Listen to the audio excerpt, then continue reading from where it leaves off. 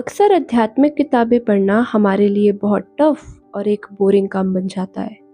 वो इसलिए या तो हमें उससे कुछ समझ नहीं आता या फिर उसकी वोकैबुलरी यानी शब्दकोश बहुत अलग लगती है। और मेरे जैसे इंग्लिश मीडियम से पढ़े जेंजी को तो रोना आ जाता है। पर don't worry, I will make sure कि आपको रोना ना पड़े। और आज के इस वीडियो में हम बहुत इम्पोर्टेंट स्पिरिचुअल टर्म मैं भाव के बारे में समझेंगे, जिसे हम सेल्फ भी कहते हैं।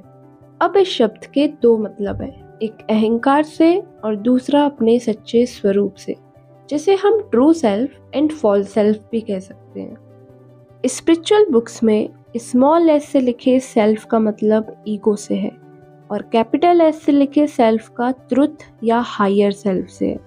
चलिए इन दोनों को डीपली समझते हैं। ह्यूमन माइंड हर वक्त शांति की खोज में लगा रहता है और जब उसे सहजता से बैठे रहने में शांति नहीं मिलती तो वो बाहर की चीज़ों में शांति खोजने लगता है, जैसे कि फूड में, शॉपिंग में, गैजेट्स में, किसी पर्सन से अटैच होने में। और कई बार तो ये इतना बढ़ जाता है कि फिर इसके कारण कुछ गलत आदतें लग जाती हैं, जैसे कि स्मोकिंग की, ओवर ईटिंग की, एक्सेसिव मोबाइल एडिक्शन। और फिर हम इन चीज़ों को लेकर बहुत ऑब्सेस्ड हो जाते हैं। हम अपनी पूरी लाइफ इन्हीं को मान लेते हैं और अगर हमें कहीं पर भी थोड़ी सी भी कमी महसूस होती है, हम परेशान होने लगते हैं और कई बार तो इन्हें पाने के गलत तरीके भी अपनाने लगते हैं। इसी सो कॉल्ड पीस या टेम्पररी पीस के लिए किसी मटेरियल चीज़ जिससे ज़्यादातर नुकसान ही होता हो, उसको लेकर बहुत अटैच हो जाना, उनसे पीस की होप रखना या फिर उन्हें ही अपनी पूरी लाइफ मान लेना ही ईगो है। किसी भी बाहरी चीज़ को खुद की आइडेंटिटी समझ लेना ही ईगो है कि मेरे लिए शॉपिंग ही सब कुछ है, मेरे लिए फूड ही सब कुछ है, मेरे लिए घूमना फिरना ही सब कुछ है। ऐसे थॉट्स ही ईगो है। और ये सिर्फ बाहरी नहीं होता, ईगो में हमारे बिलीव्स और टेंडेंसीज भी शामिल हैं। So basically ego is the attachment to the false and impermanent. जैसे ये मान लेना कि मैं सबसे अलग हूँ, ये आपके एक फॉल्स थॉट के लिए अटैचमेंट को दर्शाता है। जैसे कि ये सोच लेना कि हम खाने के लिए ही जीते हैं, हमें दुनियादारी से कोई मतलब नहीं है। ये थॉट ये दर्शाता है कि आपने फूड को ही अपनी आइडेंटिटी, अपनी दुनिया मान ली है। या फिर ये सोचना कि पैसे या करियर होते ही शॉपिंग और मज़े के लिए हैं, ये दर्शाता है कि आपकी लाइफ में शॉपिंग और मज़े ही सब कुछ है और आपके लिए पैसे और करियर की वैल्यू शॉपिंग और मज़े तक ही सीमित है।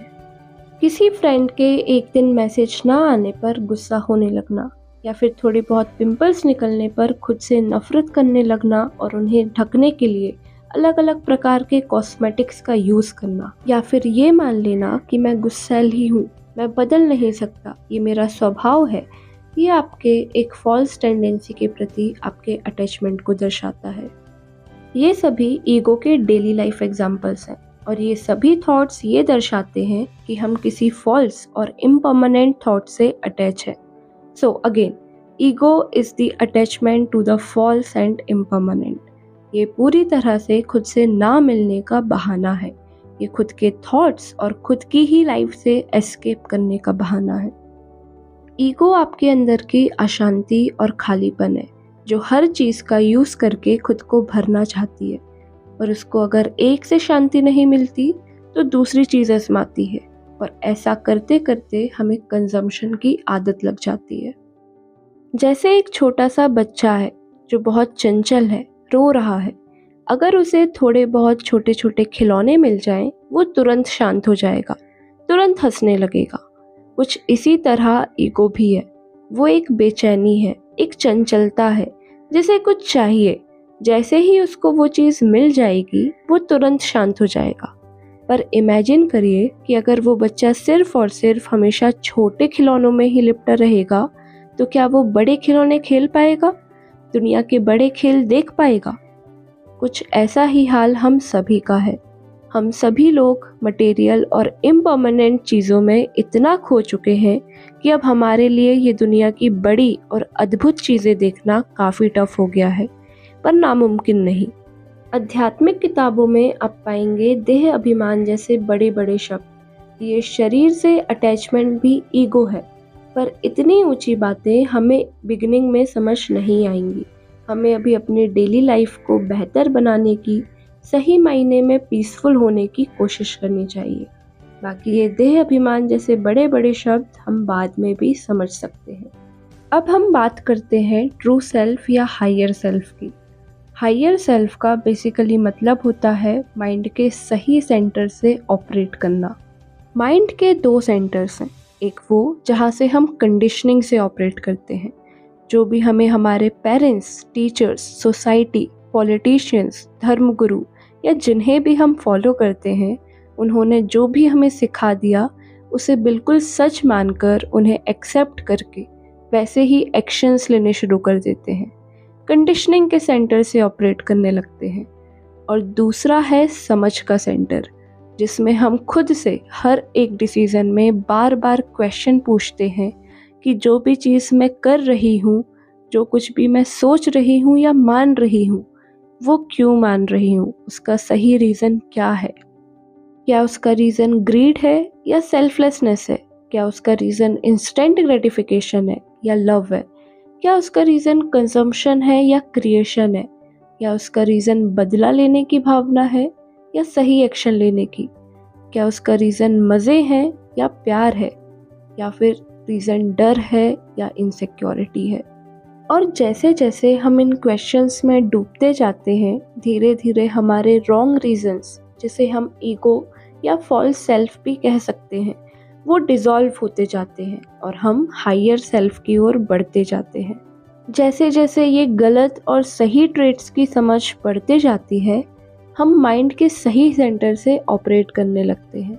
तब हम कह सकते हैं कि हम अपने हायर सेल्फ की खोज में आगे बढ़ रहे हैं। अब किताबों में आप पाएंगे कि हायर सेल्फ को लेकर बहुत सारी बातें कही गई है, जैसे कि आत्मा ही सत्य है, आत्मा हर जगह व्याप्त है, हमारा असल स्वरूप आत्मा है, हम आत्मा है, परमात्मा के सिवा सब अनित्य है, प्रकृति पुरुष के परे परमात्मा है, तत्वज्ञान ही भागवत प्राप्ति का साधन है। पर ये सब बातें बहुत बड़ी है, डुअलिटी के प्रेजेंस में ये समझना काफ़ी ज़्यादा मुश्किल है। तो सबसे पहले हमें अपने डेली लाइफ एक्शंस में खुद से क्वेश्चन करना चाहिए और एक्शन के रीज़न को ऑब्जर्व करके उन्हें समझने का प्रयास करना चाहिए।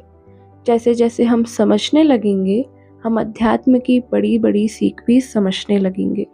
आज के वीडियो में इतना ही। अगर आपको मेरी वीडियो अच्छी लगी तो प्लीज़ मुझे फीडबैक ज़रूर दें, ताकि हम सभी अपने अपने एक्सपीरियंस और नॉलेज शेयर करके ग्रो कर सकें, साथ ही अपने आसपास की दुनिया को और बेहतर, और ज़्यादा डिवाइन और ज़्यादा ब्यूटीफुल बना सकें।